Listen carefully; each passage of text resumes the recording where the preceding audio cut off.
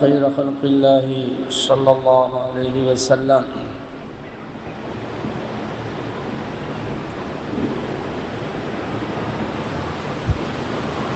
إنك قد أديت الأمانة وبلغت الرسالة يا رسول الله يا شفيع المذنبين يا رحمة للعالمين. اللهم صل على سيدنا محمد طب القلوب ودوائها وعافية الأبدان وشفائها ونور الأبصار وضيائها وقوت الأرواح وغذائها وعلى آله وصحبه وسلم تسليما. أما بعد فأوصيكم يا عباد الله وإياي أولا بتقوى الله. قال الله تعالى في القرآن العظيم والفرقان الحميد: أعوذ بالله من الشيطان الرجيم بسم الله الرحمن الرحيم. فإذا قضيت الصلاة فانتشروا في الأرض وابتغوا من فضل الله واذكروا الله كثيرا لعلكم تفلحون. قال رسول الله صلى الله عليه وسلم: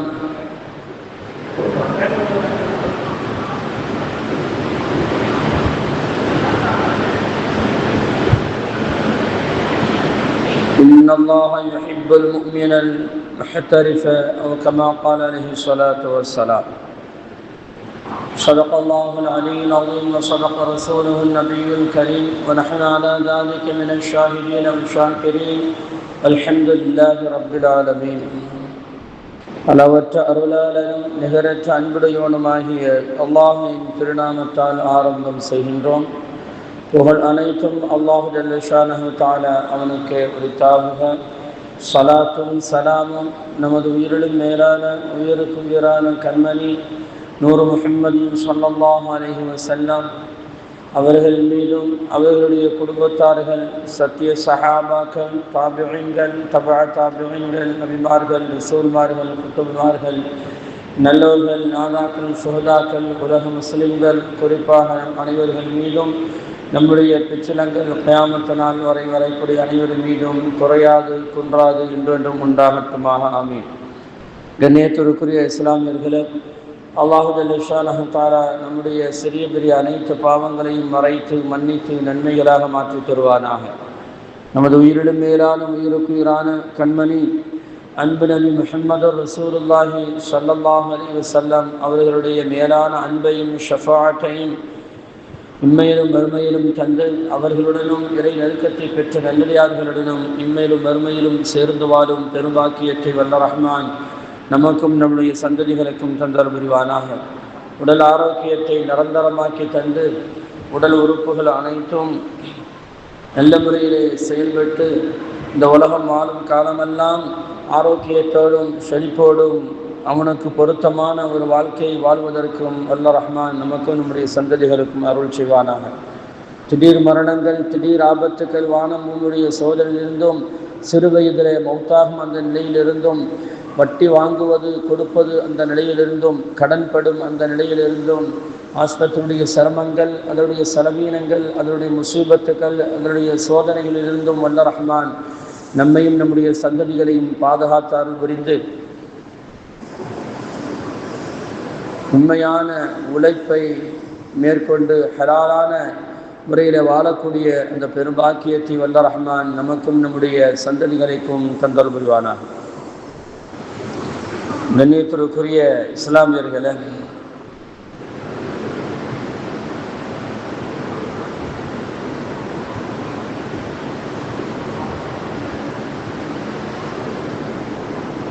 அல்லாஹு தஆலாவுக்கு ரொம்ப பிடித்தமான செயல்களிலே ஒரு செயல் உழைத்து வாழ்வது. உழைத்து வாழ்வது என்பது அல்லாஹுக்கு அது மிகவும் பிடித்தமான ஒரு செயல். நேர்மையாக யாரையும் ஏமாற்றாமல்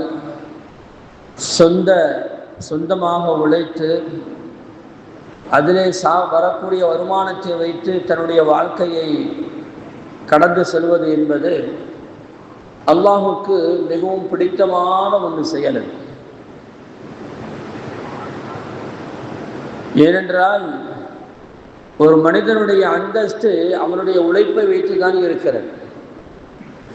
ஒரு மனிதனுடைய கண்ணியம் அவனுடைய உழைப்பை வைத்துதான் இருக்கிறது. இன்னைக்கு இவ்வளவு தூரம் இஸ்லாம் வந்திருக்கிறது என்று சொன்னால், நம்முடைய நாடு எங்க, நம்முடைய ஊர் எங்க, இஸ்லாம் தோன்றிய அந்த ஊர் எங்க? கிட்டத்தட்ட 2000-3000 கிலோமீட்டருக்கு அப்பால நம்ம இருக்கிறோம். இவ்வளவு தூரம் கடந்து வந்து இஸ்லாம் பரவி இருக்கிறது, உலகம் முழுவதும் பரவி இருக்கிறது என்று சொன்னால் அதற்கு காரணம் சஹாபாக்கள். அதில் எந்த சந்தேகமும் இல்லை. ஆனால் இந்த இஸ்லாம் பரவுவதற்கு சஹாபாக்கள் கையில் எடுத்த ஒரு ஆயுதம் என்னவென்று சொன்னால் வியாபாரம், உழைப்பு. அந்த வியாபாரம் மூலமாக வந்துதான் இஸ்லாம் உலகம் முழுவதும் பரவியது. நம்மளை எல்லாம் துலுக்கன் என்று சொல்லுவார்கள். நம்மள துலுக்கன்னு சொல்லுவாங்க, பார்க்கறதுக்கு அசிங்கமா இருக்கும். ஆனா அது அசலுடைய பெயர் சில பேர்களுக்கு தெரியாமல் இருக்கலாம். துருக்கியர் என்பதுதான் அசல் வார்த்தை. துருக்கியர். இஸ்லாம் அந்த காலத்துல இஸ்லாமியர்களுக்கு பெயர் துருக்கியர்கள். இந்த டெர்கிட்டவல் சொல்லுவான் இன்னைக்கு, டெர்கிட்டவல். அது டெர்கிட்டவல் அல்ல, துருக்கிட்டவல். அன்றைய காலத்தில் வியாபாரம் நிமித்தமாக துருக்கியில் இருந்துதான் இங்க வந்தார்கள் இந்தியாவுக்கு. 1400 ஆண்டுகளுக்கு முன்னால் நபி ஸல்லல்லாஹு அலைஹி வஸல்லம் அவருடைய காலத்திற்கு பிறகு மாலிக் இப்னு தீனார் ரஹிமஹுல்லாஹ் அவர்கள் ரலியல்லாஹு தஆலா அன்ஹு அவர்கள் மிகப்பெரிய வியாபாரம் நோக்கத்தோடு எங்க வந்தாங்க? கேரளாவுக்கு வந்தாங்க. இன்னைக்கும் அவர்களுடைய நினைவு சின்னம் அங்கே இருக்கிறது. அங்கிருந்துதான் இந்தியா முழுவதும் அப்படியே இஸ்லாம் பரவ ஆரம்பித்தது. அவர்கள் எந்த நோக்கத்திற்காக இந்த இந்தியாவிற்கு வந்தார்கள் என்று சொன்னால் வியாபார நிமித்தமாகத்தான் வந்தார்கள். உலகம் முழுவதும் சஹாபாக்கள் சென்று தீனை பரப்புறது என்பது சாதாரணமாக போய் ஒரு இடத்துல உட்கார்ந்துக்கிட்டு தீனை பரப்பல. வியாபாரம் செய்தார்கள், உண்மையான வியாபாரம் செய்தார்கள். அந்த உண்மையான வியாபாரத்தில் அந்த மக்கள் ஈர்க்கப்பட்டார்கள், பிற மக்கள் ஈர்க்கப்பட்டார்கள். எவ்வளவு ஒரு நேர்மையான வியாபாரம், எவ்வளவு சுத்தமான வியாபாரம், எவ்வளவு அழகான ஒரு உழைப்பு. இந்த உழைப்பை பார்த்து, இந்த வியாபாரத்தை பார்த்துதான் அன்றைய காலத்தில் உள்ள மக்கள் ஈர்க்கப்பட்டு இஸ்லாத்தின் பக்கம் சாரை சாரையாக வந்ததாக வரலாறு நமக்கு சொல்லித் தருகிறது. அப்போ சஹாபாக்கள் இந்த தீனை வளர்ப்பதற்கு முக்கியமான ஒரு ஆயுதமாக எடுத்துக்கொண்டது எதுவென்று சொன்னால் வியாபாரம். வியாபாரத்தின் மூலமாகத்தான் சஹாபாக்கள் தீனை வளர்த்தார்கள். தீன் நமக்கு சேர்ந்தது கூட அப்படித்தான் வந்தது. அப்ப துருக்கியர்கள் அன்றைய காலத்துல துருக்கியர்களுடைய ஆட்சி காலம் நடந்து கொண்டு இருக்கும் பொழுது வியாபாரம் நிமித்தமாக இந்தியாவிற்கு வந்த பிறகுதான் இஸ்லாத்தின் அதற்கு பிறகு அவருடைய வியாபாரத்துடைய நேர்மையை பார்த்து, உண்மையை பார்த்து, உண்மையான வியாபாரத்தை பார்த்து இஸ்லாத்திற்கு வந்த மக்களை பார்த்து அன்றைக்கு ஒரு அடையாளத்தில் சொல்லுவார்கள் துருக்கியர்கள். துருக்கியர்கள் என்று சொல்லி சொல்லி கடைசியில் அது எப்படி மாறி போச்சுன்னா துலுக்கன்னு மாறி போச்சு. துலுக்கன்னா அது இன்னைக்கு ஒரு கேவலமான ஒரு வார்த்தையா போச்சு. அன்றைக்கு எப்படி இருந்தது? துருக்கியர்கள், இஸ்லாமியர்கள், துருக்கியை சார்ந்தவர்கள் என்று பெயர் வந்தது. இன்றைக்கும் அதை அடையாளங்கள் நிறைய இருக்கிறது. அப்ப காரணம் என்னவென்று சொன்னால் இஸ்லாம் வளருவதற்கு முக்கிய காரணமாக அல்லாஹ் இந்த சமுதாயத்திற்கு சஹாபாக்களுக்கு கொடுத்த ஒரு ஆயுதம் என்னவென்று சொன்னால் நேர்மையான வியாபாரம் என்றுதான் நபிகள் நாயகம் ஸல்லல்லாஹு அலைஹி வஸல்லம் காலத்திலிருந்து தொன்று தொட்டு வந்து கொண்டிருக்கிறது. அப்ப இஸ்லாத்தை பொறுத்தவரை நேர்மையான வியாபாரத்தை அல்லாஹ் தஆலா விரும்புகிறான். நேர்மையான வியாபாரத்தை அல்லாஹ் தஆலா விரும்புகிறான். சஹாபாக்கள் அப்படித்தான் இருந்தார்கள். அந்த வியாபாரம் நேர்மையாக இருந்தனால தான் இவ்வளவு தூரம் தீன் வளர்ந்தது. நபிகள் நாயகம் ஸல்லல்லாஹு அலைஹி வஸல்லம் அவர்கள் எவ்வளவு அழகாக சொல்வார்கள், அத்தாஜிரு சுதூகுல் அமீன், உண்மையான நேர்மையான வியாபாரி இருக்கிறாரே, வியாபாரம் செய்யக்கூடியவர் இருக்கிறாரே, உண்மையான முறையில் நேர்மையான முறையில் வியாபாரம் செய்யக்கூடியவர் மஅன் நபியீன வஸ்ஸித்தீகீன வஷ்ஷுஹதாஇ வஸ்ஸாலிஹீன், அவர் நாளை மறுமை யௌமல் கியாமத்தி, நாளை மறுமை நாளையில் அவர் நபிமார்களுடன் இருப்பார், அவர் சித்தீகீன்களோடு இருப்பார், சுஹதாக்கள் இந்த போர் இந்த மார்க்கத்திற்காக வேண்டி ஷஹீதாகி போனார்களே, இன்னுரையை ஈட்டார்களே, இழந்தார்களே, அந்த சுஹதாக்களோடு இருப்பார்கள், சாலிஹீன்கள் நல்லடியார்களோடு இருப்பார்கள். யாரு? உண்மையான நேர்மையான வியாபாரிகள் நபிமார்களோடு இருப்பார்கள் என்று கண்மணி முஹம்மது ரசூலுல்லாஹி ஸல்லல்லாஹு அலைஹி வஸல்லம் அவர்கள் புகழாரம் சொல்லி தருகிறார்கள். வியாபாரத்திற்கு ஒரு ஊக்கத்தை தருகிறார்கள். உண்மையான வியாபாரியுடைய உயர்வை சொல்லி தருகிறார்கள் என்று சொன்னால், அருமையானவர்களே, நம்முடைய வாழ்க்கையில் மிகவும் உயர்வுக்கு ஒரு காரணம் என்ன தெரியுமா? நம்முடைய நல்லொழுக்கம் ஒரு புறம் இருந்தாலும், நற்குணம் என்பது ஒரு புறம் இருந்தாலும், அவனுடைய உழைப்பு, உண்மையான உழைப்பும் அவனிடத்தில் இருக்க வேண்டும். அந்த நேர்மையான உழைப்பு இருக்கிறது, அவனுடைய வாழ்க்கையை உயர்த்தும், அந்த வாழ்க்கை தரத்தை உயர்த்தும் என்பதைத்தான் கண்மணி முஹம்மது ரசூலுல்லாஹி ஸல்லல்லாஹு அலைஹி வஸல்லம் அவர்கள் நமக்கு அழகான பாடமாக சொல்லித் தருகிறார்கள். அல்லாஹ் ஜல்ல ஷானஹு நபிகள் நாயகம் ஸல்லல்லாஹு அலைஹி வஸல்லம் அவர்கள் சொல்லுவார்கள், அல் காசிபு ஹபீபுல்லாஹ், உழைக்கக்கூடியவர் யார் தெரியுமா? அல்லாஹ்வுடைய நேசர் என்று சொன்னார்கள் முஹம்மது ரசூலுல்லாஹி ஸல்லல்லாஹு அலைஹி வஸல்லம் அவர்கள். சொல்லிவிட்டு இன்னொரு வார்த்தையும் சொன்னாங்க, வஹுவ லா யுனாஃபி அத்தவக்கல், இறை நம்பிக்கைக்கு இது முரணானது அல்ல. ஒரு மனிதன் அல்லாஹ்வோடு உண்மையான அந்த தொழிலின் மீது அவன் நம்பிக்கை வைப்பது அல்லாஹ்வுடைய நம்பிக்கைக்கு அது முரணானதாக இல்லை என்று கண்மணி முஹம்மது ரசூலுல்லாஹி ஸல்லல்லாஹு அலைஹி வஸல்லம் அவர்கள் சொல்லித் தருகிறார்கள். தன்னுடைய உழைப்பின் மீது அவன் நம்பிக்கை வைப்பது, தன்னுடைய உழைப்பை அவன் ஆதரவு வைப்பது, தன்னால் முடியும், எதை இழந்தாலும் பரவாயில்லை, ஒரு பெரிய கம்பெனியில ஏதாவது விபத்து ஏற்பட்டு வருகிறது, பரவாயில்லை, நாம் உழைத்துக் கொள்ளலாம், நமக்கு திறமை இருக்கிறது என்று அந்த உழைப்பை அவன் நம்பிக்கை வைப்பது அல்லாஹ்வுடைய நம்பிக்கைக்கு முரணானது அல்ல என்று நபிகள் நாயகம் ஸல்லல்லாஹு அலைஹி வஸல்லம் அவர்கள் சொல்லித் தருகிறார்கள் என்று சொன்னால், அந்த உழைப்பு, உண்மையான உழைப்பை எதோடு சேர்க்கிறார்கள்? ஹபீபுல்லாஹ், அல்லாஹ்வுடைய பிரியம், அல்லாஹ்வுடைய நேசம் என்று நபிகள் நாயகம் ஸல்லல்லாஹு அலைஹி வஸல்லம் அவர்கள் நமக்கு அந்த உண்மையான உழைப்பை நமக்கு ஊக்குவிக்கிறார்கள் என்று சொன்னால், அருமையானவர்களே, அருமையான இளைஞர்களே, உங்களுக்கு தான் இந்த பயான். இளைஞர்களை பார்த்தீங்களா? யாராச்சும் இருக்கிறாங்களா? ஒத்தரையும் காண. என்ன செய்யறாங்க? தூங்கிட்டு இருக்கிறாங்களா?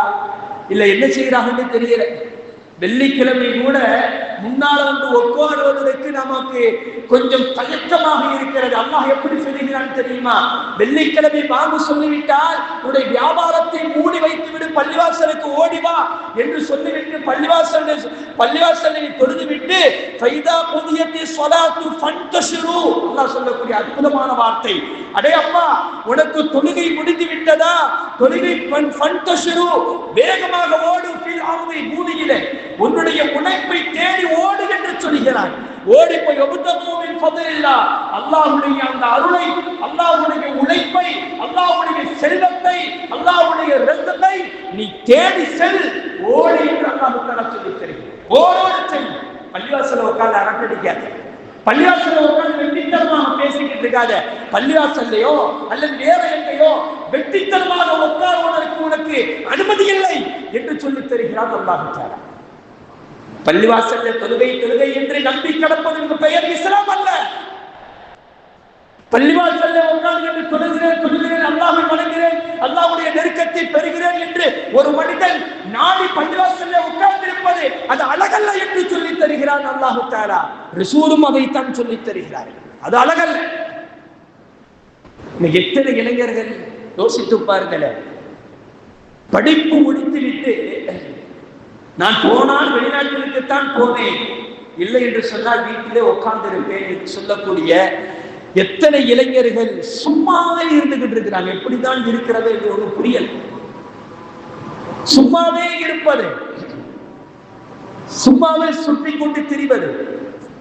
கையில வண்டி இருக்குது, பெட்ரோலுக்கு காசு கிடைக்கிறது, என்ன பாக்கெட் மணிக்கு காசு கிடைக்கிறது. இளைஞர்களே, அதுவல்ல வாழ்க்கை, அதுவல்ல வாழ்க்கை. உங்களுடைய பெற்றோர்கள், அதாவது இஸ்லாத்தின் பிரகாரம் இஸ்லாம் எப்படி சொல்லுகிறது தெரியுமா? நீங்கள் வாலிப வயசை, பருவ வயதை அடைவது வரைதான் உங்களுடைய பெற்றோர்களுடைய பொறுப்பு. என்னைக்கு நீங்கள் படிப்பு முடித்துவிட்டு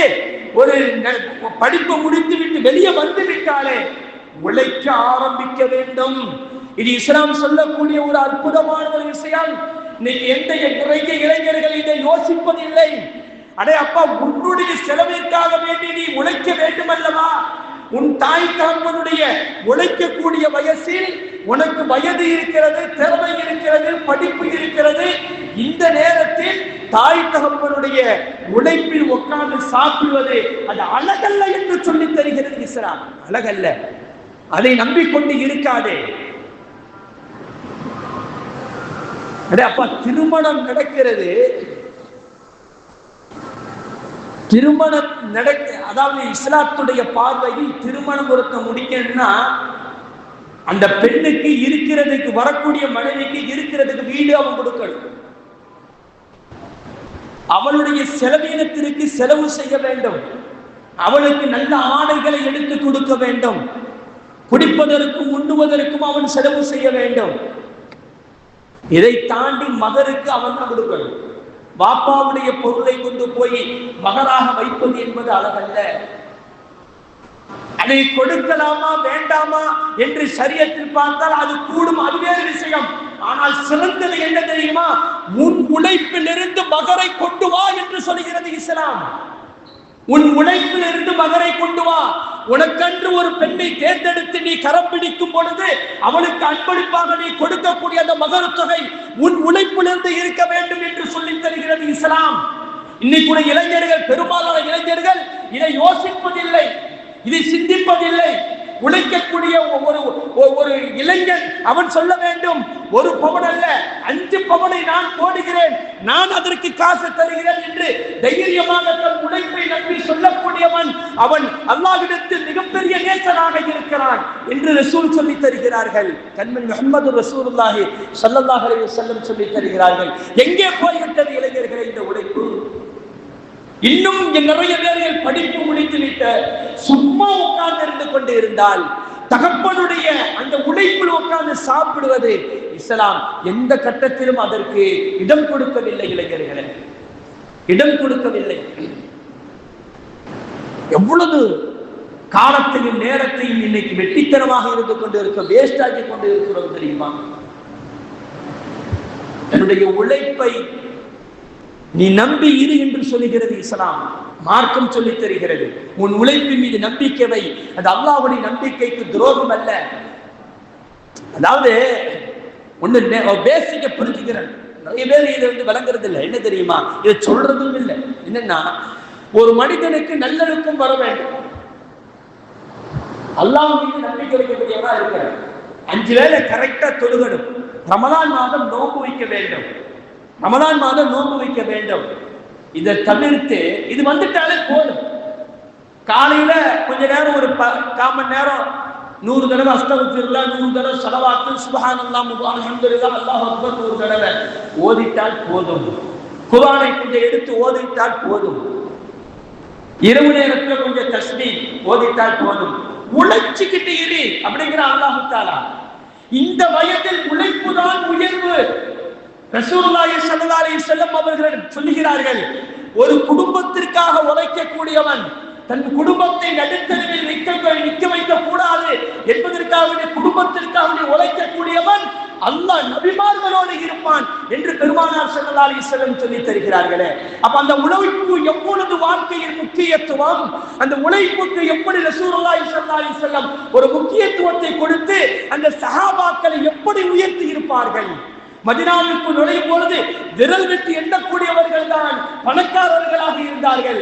ஆனால் 10 வருட காலத்தில் கண்ணை மூடும் பொழுது அனைத்து சஹாபாக்களும் ஜகாத் கொடுப்பதற்கு தகுதியுடையவர்களாக மாற்றி காட்டினார்களே. அப்படி என்றால் இஸ்லாம் என்பது வெறுமனே தொழுகுவது அல்ல, வெறுமனே சட்ட திட்டங்களை படிப்பதற்கு மட்டுமல்ல, பள்ளிவாசலிலே வந்து உட்கார்ந்துகிட்டு காலமெல்லாம் அல்லாஹ் அல்லாஹ் என்று சொல்லிக் கொண்டிருப்பதற்கு பெயர் அல்ல. நீ வெளியிலே போக வேண்டும். அல்லாஹ்வுடைய அந்த ரிஸ்கை உன்னுடைய உண்மையான உழைப்பை கொண்டு நீ உயர்வு தேட வேண்டும் என்பது நான் இஸ்லாம் அவ்வளவு தூரம் வலியுறுத்தி சொல்லி தருகிறது.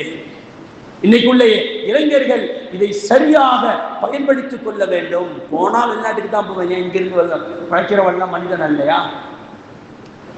யோசிக்க வேண்டாமா?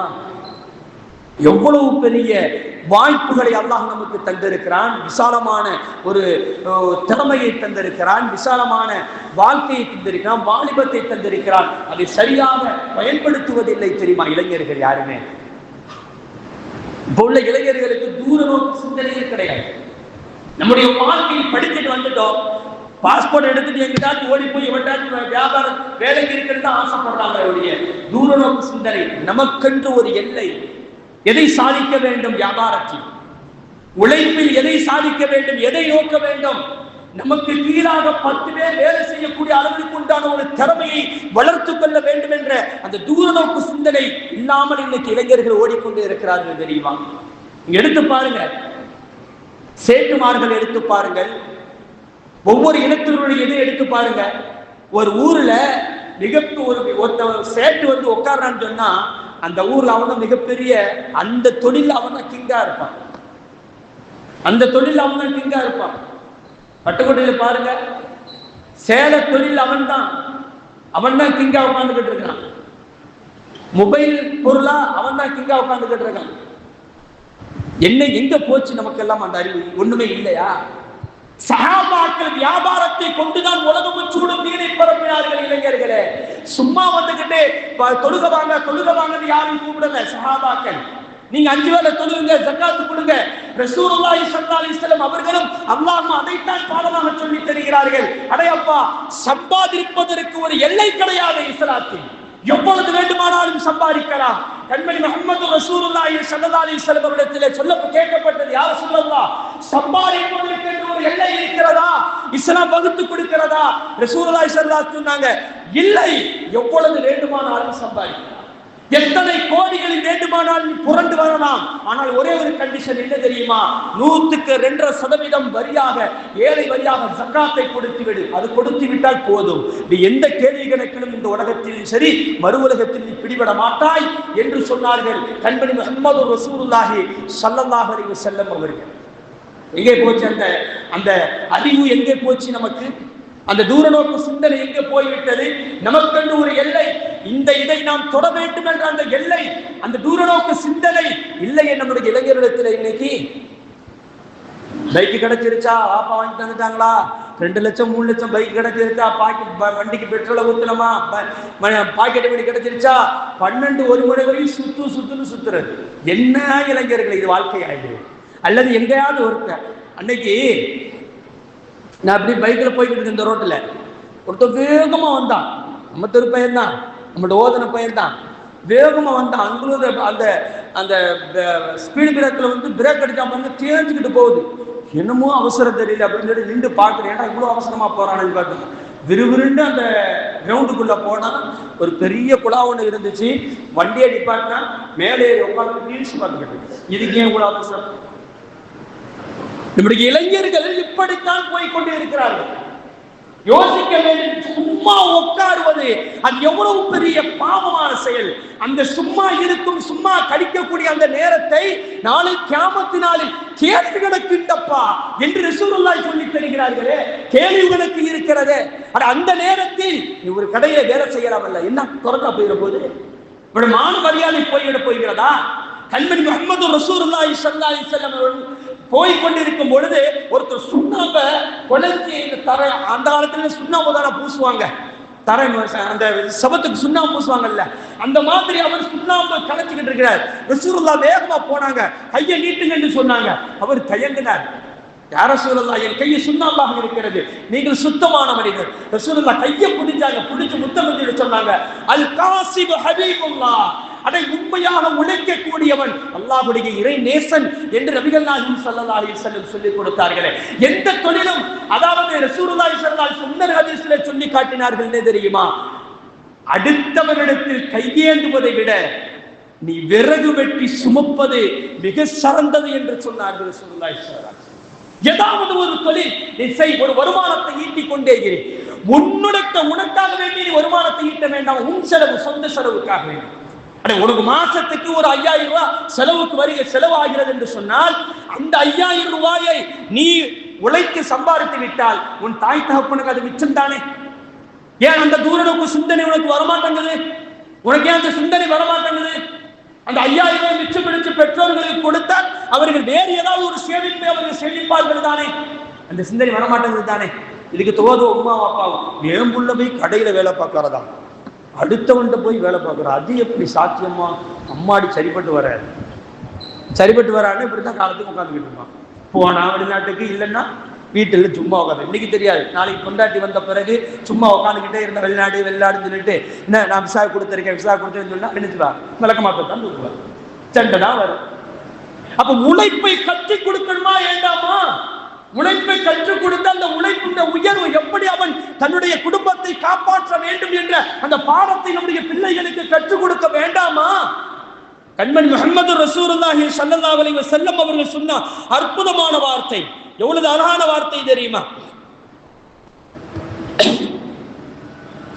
ரசூலுல்லாஹி ஸல்லல்லாஹு அலைஹி வஸல்லம் அவர்கள் சொல்லி தருகிறார்கள், மா ஆக்கல அஹதுன் தஆமன் கத்து கைரன் மின் அன் யாக்குல மின் அமலின் யதிஹி. ஒரு மனிதன் சாப்பிடக்கூடிய சாப்பாட்டிலேயே மிக சிறந்த சாப்பாடு என்ன தெரியுமா? தன் கையால் உழைத்து அதில் வரக்கூடிய அந்த வருமானத்தில் அவன் சாப்பிடுகிறானே, அந்த சாப்பாடு தான் அவன் சாப்பிடக்கூடிய சாப்பாட்டிலேயே மிக உயர்ந்த சாப்பாடு என்று கண்மணி முஹம்மது ரசூலுல்லாஹி ஸல்லல்லாஹு அலைஹி வஸல்லம் சொல்லி தருகிறார்கள். வாப்பாவோட சாப்பாட்டை சாப்பிடுறது உயர்ந்தது இல்லை என்று சொல்றாங்க. புரிஞ்சுக்குங்க இளைஞர்களே, நான் தப்பா உன அசிங்கமா சொல்லல. அடே வாப்பாவுடைய சொத்து உனக்குத்தான், அது எந்த மாற்று கருத்தும் இல்லை. ஆனால் நீ உழைக்கணும். உழைப்பு செய்து முன்னுக்கு வா. சும்மா வெட்டியாக உட்கார்ந்து இருக்காதே. வாப்பா உழைக்கிறார் என்பதற்காக சும்மா வீட்டில் உட்கார்ந்து இருக்காதே. நீ எங்கேயாவது போ, என்ன கூலி தொழில் வேண்டுமானாலும் செய், அது உனக்கு உயர்வை தரும்.